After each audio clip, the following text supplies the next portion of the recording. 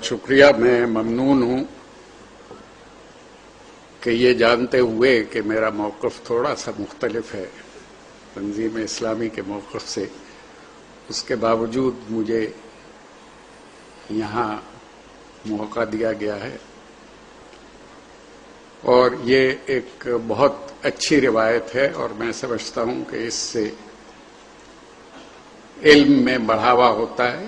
مختلف نقطۂ نظر کو سننے سے، اس پہ غور کرنے سے اور اس پہ گفتگو کرنے سے مکالمہ جاری رہنا چاہیے. ابھی میرے محترم سینئر کولیگ ڈاکٹر ظہور اظہر یہاں بات کر رہے تھے، بہت تفصیل سے انہوں نے بات کی، جس کو انہوں نے مختصر کہا. اس میں انہوں نے جتنی باتیں کی ان سب کا تعلق آج سے 1000، 1200، 800، 900 سال پہلے کی تاریخ سے ہے. ہمارا مسئلہ آج کا ہے، 2006 کا اور آنے والے وقت کا، 21ویں صدی کا. سوال یہ پیدا ہوتا ہے جو کچھ ڈاکٹر اظہر صاحب کہہ رہے تھے، اگر اس پر غور کریں آپ، کہ اگر ہم اتنے آگے تھے اور اتنے سرفراز تھے تو آج ہم اتنے پیچھے کیوں ہیں؟ غور طلب مسئلہ یہ ہے کہ اس وقت کیا وجوہ تھی جس کی وجہ سے آگے ہو گئے تھے، اور آج کیا وجوہ ہیں جس کی وجہ سے ہم دنیا میں سب سے پیچھے. اور جب میں ہم کہتا ہوں تو اس میں تمام دنیا کے مسلمان ملک اور مسلمان آبادی شامل ہے، جس کی تعداد 1 ارب سے زائد ہے. موضوع تھا آج کا روشن خیالی کا پیوند نظام تعلیم میں. ظہور اظہر صاحب نے اس پہ صرف اس میں رقص اور موسیقی کا ذکر کیا، باقی روشن خیالی کا ذکر انہوں نے نہیں کیا. روشن خیالی کی اصطلاح ایک تو سیاسی ہے، جن معنوں میں آج کل استعمال ہو رہی ہے. جنرل پرویز مشرف صاحب نے کیونکہ استعمال کی ہے، تو وہ تمام لوگ جو جنرل پرویز مشرف کے مخالف ہیں یا ان کے انداز حکومت سے اتفاق نہیں رکھتے، ان کے خیال میں روشن خیالی کا نعرہ بھی ان کا ایک سیاسی نعرہ ہے، اور اس کی کچھ سیاسی وجوہ ہیں، کچھ ضروریات ہیں ان کی، جس کی وجہ سے انہوں نے وہ نعرہ لگایا ہے. میں ذاتی طور پہ روشن خیالی کو سیاسی نعرے کے حوالے سے نہیں دیکھتا. روشن خیالی ہر دور میں اس کی تحریک رہی ہے، اور وہی معاشرے آگے بڑھتے ہیں جو روشن خیال ہوتے ہیں، جو روشن خیالی کو اپناتے ہیں. اگر آپ روشن خیالی کو جنرل پرویز مشرف سے الگ کر کے دیکھیں یا آج کے سیاسی حالات سے الگ کر کے دیکھیں، تو آپ اس نتیجے پہ پہنچیں گے کہ کسی بھی معاشرے کی ترقی کے لیے، کسی بھی معاشرے کے سرفراز ہونے کے لیے اس کا روشن خیال ہونا ضروری ہے. جو معاشرے روشن خیال نہیں ہوتے وہ معاشرے ختم ہو جاتے ہیں، وہ معاشرے مٹ جاتے ہیں. ان کا حشر وہی ہوتا ہے جو دنیا میں تمام مسلمانوں کا ہو رہا ہے. روشن خیالی کا مطلب ہے وقت کی رفتار کو پہچاننا اور اپنے آپ کو اس کے مطابق چلنے کے قابل بنانے کو روشن خیالی کہتے ہیں. دنیا میں بے شمار روشن خیالی کی تحریکیں چلی. دنیا میں جتنے پیغمبر آئے وہ سب روشن خیال تھے. انہوں نے جو اس وقت کے ایگزسٹنگ معاشرے تھے ان میں جو خرابیاں تھیں، ان میں جو برائیاں تھیں، ان میں جو ایسی عادات و اطوار لوگوں میں آ گئی تھیں جن کا بدلنا ضروری تھا، انہوں نے اس کو بدلنے کی جو تحریک شروع کی وہ اس دور کے گیون معاشروں میں کنٹمپریری حالات میں روشن خیالی کی موومنٹس تھی.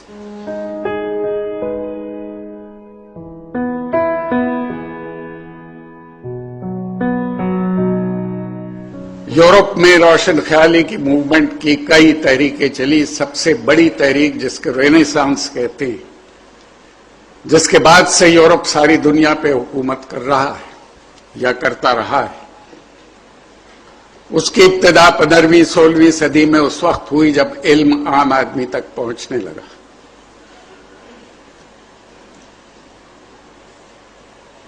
اور اس علم کا پہنچنا پرنٹنگ پریس کی ایجاد سے ریلیٹڈ تھا، کیونکہ پرنٹنگ پریس کی ایجاد ہونے سے پہلے علم زبانی پہنچا کرتا تھا لوگوں تک. نئے خیالات، نئے آئیڈیاز، نئے فلسفے زبانی لوگوں تک پہنچتے تھے. اور تاریخ اس بات کی گواہ ہے کہ ہر حکمران نئے خیالات اور نئے فلسفوں کا مخالف ہوتا ہے، کیونکہ نئے خیالات، نئے فلسفے ان کے اقتدار کے لیے خطرہ ہوا کرتے ہیں. تو جب زبانی علم ترسیل کیا جاتا تھا، جب زبانی لوگوں تک پہنچایا جاتا تھا، اس وقت اس کا روکنا حکمرانوں کے لیے بہت آسان تھا. حکمران ایسے شخص کو جیل میں ڈال کے بھول جاتے تھے، مدتوں جیل میں پڑا رہتا تھا. اس کے بعد کوئی عقل مند وزیر، آج کل بھی بہت سے وزیر عقل مند ہیں ہمارے حکمرانوں کے، کوئی عقل مند وزیر کہتا تھا کسی خوشی کے موقع پہ بادشاہ سے کہ اس شخص کو رہا کر دو. اور اگر کوئی زیادہ خوش قسمت ہوتا تھا روشن خیال آدمی تو بادشاہ ان کو قتل بھی کرا دیتے تھے. بہت سے ایسے ہماری تاریخ میں اور دنیا کی تاریخ میں شواہد موجود ہیں. سقراط کو اس لیے موت کی سزا دی گئی تھی کہ اس وقت کے حکمرانوں کا خیال تھا کہ یہ نئی نسل کو گمراہ کر رہا ہے، نئے خیالات دے رہا ہے جو ان کے اقتدار کے لیے خطرہ ثابت ہوں گے. چنانچہ جب پرنٹنگ پریس کا استعمال شروع ہوا تو یورپ میں چرچ نے اور بادشاہ نے، جن کا دونوں کا آپس میں گٹھ جوڑ تھا اور ہمیشہ ہوتا ہے اقتدار کے لیے، انہوں نے پرنٹنگ کو حکومت کے خلاف بغاوت قرار دیا اور اس کی سزا موت پائی. 1664 تک کتابیں چھاپنے کے الزام میں یورپ میں موت کی سزائیں دی جاتی رہیں. انگلستان میں آخری موت کی سزا کتاب چھاپنے کے الزام میں 1663 میں دی گئی تھی. جس کتاب میں یہ کہا گیا تھا، کتاب پہ لکھنے والے کا نام نہیں تھا، اس میں یہ کہا گیا تھا کہ بادشاہ عوام کے سامنے جواب دہ ہے اپنے عمل کے لیے، اور اگر وہ جواب دہی سے انکار کرے تو عوام کو یہ حق حاصل ہے کہ وہ اس کے خلاف ہتھیار اٹھائیں اور اس کے خلاف بغاوت کر دیں. پبلشر سے اس آتھر کا نام پوچھا گیا، اس نے آتھر کا نام بتانے سے انکار کیا، چنانچہ پبلشر کو موت کی سزا دی گئی. یہ 1663 کا واقعہ ہے. اس پبلشر کا نام جان ٹوائن تھا اور اس کو ایک فل بینچ نے، سٹار چیمبرز کی مشہور عدالت نے انگلستان کی، متفقہ طور پہ موت کی سزا دی، جس پہ عمل ہوا. یہ آخری موت کی سزا تھی کتاب چھاپنے کے الزام میں. لوگ سزائیں بھگتتے رہے اور نئے نئے فلسفے، نئے نئے سوچ، نئی فکر کو عام آدمی تک پہنچاتے رہے. اس سے پہلے علم عام آدمی کے لیے نہیں تھا. بادشاہ اپنے بچوں کو پڑھانے کے لیے محل میں اور حویلیوں میں اتالیق رکھ لیا کرتے تھے.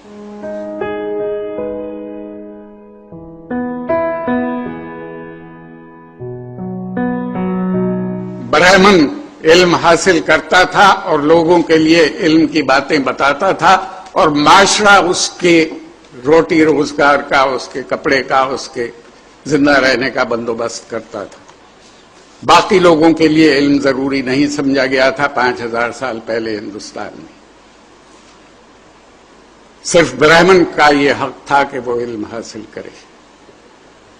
آپ دیکھتے ہیں کہ ہمارے ہاں ہندوستان میں جو باہر سے ہمارے حملہ آور آئے اور جنہوں نے فتح کیا ہندوستان کو، بہت بڑے بڑے بادشاہ، ان کے بے شمار آثار آپ دیکھتے ہیں.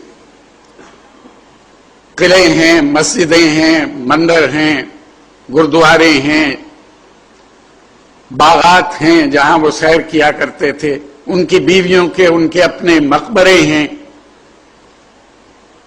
ان کے پالتو جانوروں کے مقبرے ہیں. ہمیں کسی اسکول کسی اسپتال کا کوئی آثار ان بادشاہوں کا بنایا ہوا نظر نہیں آتا، کیونکہ ریاست کی ذمہ داری نہیں سمجھی گئی تھی علم دینا۔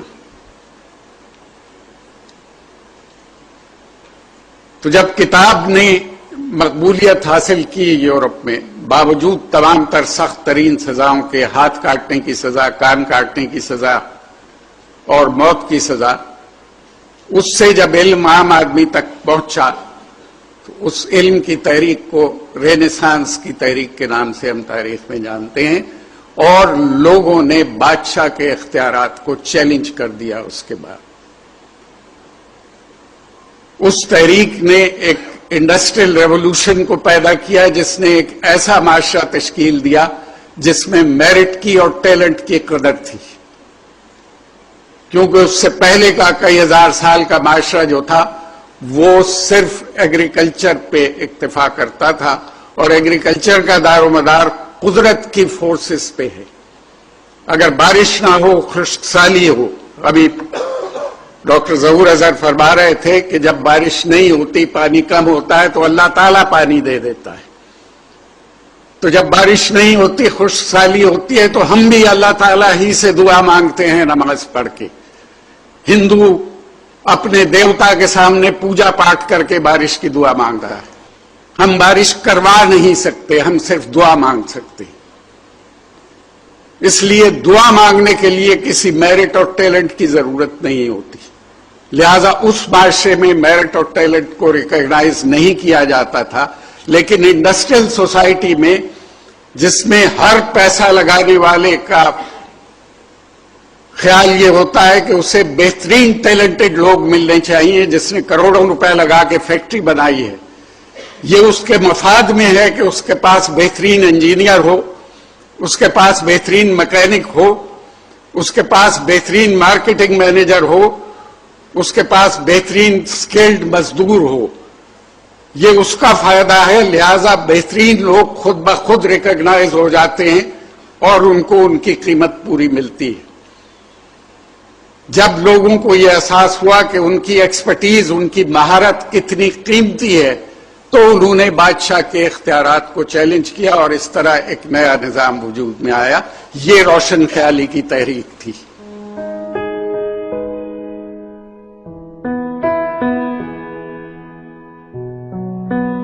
اس کے بعد جب ہندوستان کی سلطنت مسلمانوں کی پیچھے رہتے رہتے ختم ہو گئی، ڈس انٹیگریٹ ہو گئی، اور ایسٹ انڈیا کمپنی نے قبضہ کر لیا ہندوستان پہ، صرف 3000 سپاہیوں سے 22 کروڑ کے ہندوستان پہ قبضہ کر لیا۔ 1757 میں شروع کیا ہے ایسٹ انڈیا کمپنی نے۔ کیوں کامیاب ہوئے وہ؟ اگر آپ اکبر کے زمانے کے ہندوستان کو اس دور کے انگلستان سے کمپیئر کریں، ایلزابتھ اول اس دور میں حکمران تھی وہاں، تو وہ ہندوستان کے، اکبر کے ہندوستان کے مقابلے پہ ایک بیکورڈ اور جنگلی معاشرہ نظر آتا ہے ہمیں۔ اس دور کا انگلستان یورپ کے نقشوں میں نہیں دکھایا جاتا، اور اگر آپ ماہرین سے پوچھیں کہ انگلستان کا جزیرہ اس نقشے میں نہیں ہے، تو وہ یہ کہیں گے کہ اس کی اتنی اہمیت نہیں تھی، اور اتنا چھوٹا جزیرہ تھا کہ اس کو دکھانے کی ضرورت نہیں تھی۔ سی پائرٹس کا جزیرہ سمجھا جاتا تھا، سمندری لٹیروں کا جزیرہ۔ وہ دور انگلستان کا سنہری دور سمجھا جاتا ہے، اکبر کا دور ہندوستان میں سنہری دور کہا جاتا ہے۔ ہم بہت آگے تھے ان سے، لیکن اس کے بعد 65% دنیا پہ اسی چھوٹے جزیرے نے، جو 400 سال پہلے نقشے میں نہیں ہوتا تھا، 65% دنیا پہ اس نے قبضہ کیا، اور اس کی سلطنت میں سورج غروب ہونا بند ہو گیا۔ یہ کس لیے ہوا؟ یہ اس لیے ہوا، 3000 سپاہیوں سے اس لیے ہندوستان فتح کرنے میں کامیاب رہی ایسٹ انڈیا کمپنی کہ وہ ایک ایسے معاشرے کی تجارتی کمپنی تھی جو ایک اپ کمنگ معاشرہ تھا، جو ڈائنامک معاشرہ تھا، جو چینج ہو رہا تھا، اور ہندوستان کا معاشرہ ایک ڈیکیڈنٹ معاشرہ تھا، اس میں تنزل کی رفتار بہت تیز تھی۔ اس کے حکمران 15 دن لگاتار مشاعرے کر رہے تھے. اس کے حکمران ہجڑوں کی فوج بھرتی کر رہے تھے اپنی ریاستوں میں. اس کے حکمران رستم اور سوراب کے مرنے کا 40 دن کا سوگ منا رہے تھے. رستم اور سوراب کون تھے؟ وہ نواب صاحب کے لڑاکا بٹیر اور تیتر تھے کہ وہ مر گئے ہیں، ان کا 40 دن کا سوگ منایا جائے گا. یہ معاشرہ تھا جس کو ایک ترقی پذیر معاشرے نے شکست دی تھی. وہ معاشرہ روشن خیال تھا. یہ معاشرہ ایک ڈیکیڈنٹ، سڑا ہوا، ناکام، تنزل پذیر معاشرہ تھا. اور میں سمجھتا ہوں کہ ہمارا معاشرہ آج بھی اسی تنزل کا شکار ہے. ہم اس سلائڈ ڈاؤن ورڈ کو، اس تنزل کو روکنے میں ابھی تک کامیاب نہیں ہوئے. ہمارے ہاں آج بھی میرے جیسے کمزور نظر کے، جن کو 4 قدم دور چیز نظر نہیں آتی، حبیب بینک پلازا کی چھت پہ کھڑے ہو کے عید کا چاند دیکھتے ہیں، جبکہ آپ 200 سال کے چاند پریڈکٹ کر سکتے ہیں کہ کس وقت اور کس دن نظر آئے گا.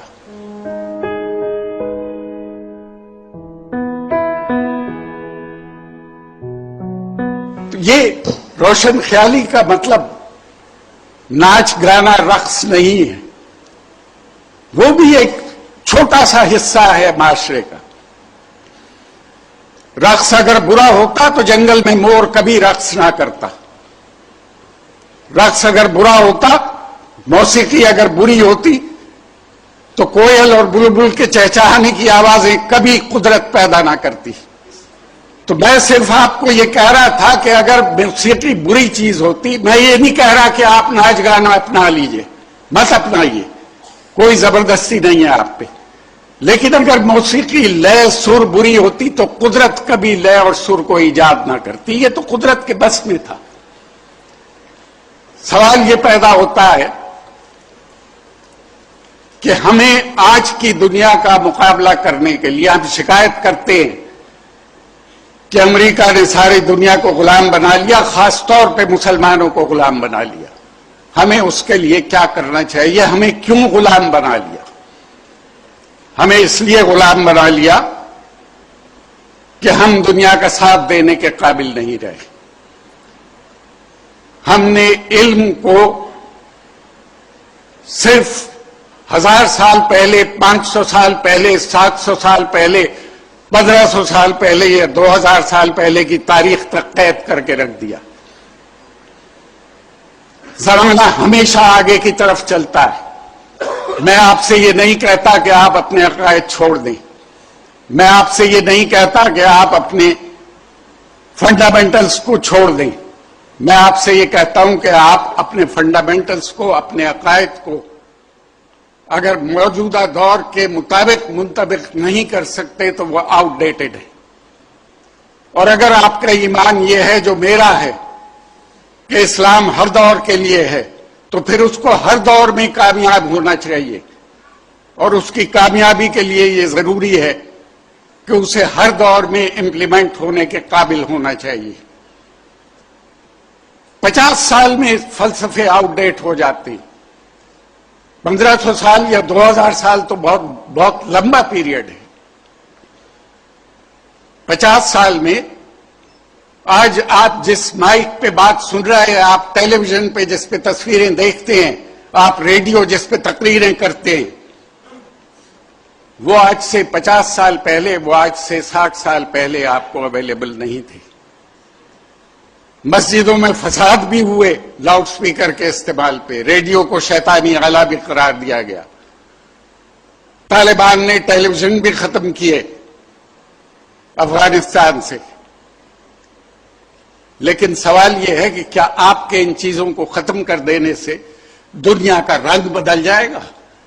دنیا اپنے راستے پہ چلتی رہے گی، آپ دنیا سے پیچھے رہ جائیں گے. ہم آلریڈی دنیا سے پیچھے رہے ہوں گے. لہذا روشن خیالی کی تعریف کو سمجھنا ضروری ہے. روشن خیالی ہرگز لادینیت کا نام نہیں ہے. روشن خیالی ہرگز صرف رقص اور موسیقی کا نام نہیں ہے. روشن خیالی ہرگز دین سے دور ہو جانے کا نام نہیں ہے. روشن خیالی کا مطلب یہ ہے کہ ہم زمانے کا ساتھ دینے اور زمانے کا مقابلہ کرنے کے قابل ہوں. اور زمانے کا مقابلہ کرنے کے قابل اسی وقت ہو سکتے ہیں جب اس دور کا علم ہمارے پاس ہو جس دور میں ہم زندہ ہیں. ہم آج سے 100 سال پہلے کے معاشرے میں زندہ نہیں رہ سکتے. ہم آج سے 200 سال پہلے کے معاشرے میں زندہ نہیں رہ سکتے. ہمیں 2006 میں زندہ رہنا ہے اور ہمارے آنے والی نسلوں کو 2020 میں 2030 میں 2040 میں زندہ رہنا ہے. جو اس قسم کی زندگی ہوگی, اس قسم کا معاشرہ ہوگا, اس قسم کا زمانہ ہوگا, اگر اس کے مقابلے کے لیے آپ تیار ہوں گے تو آپ سرفراز ہوں گے. ورنہ پھر ایک ٹیلی فون پہ ہی کسی ملک کے سربراہ کے آپ کو اپنی پالیسیاں تبدیل کر لینی پڑیں گی. اور یہ اسی صورت ممکن ہے مقابلہ کرنا جب آپ علم میں ان کے ساتھ ہوں.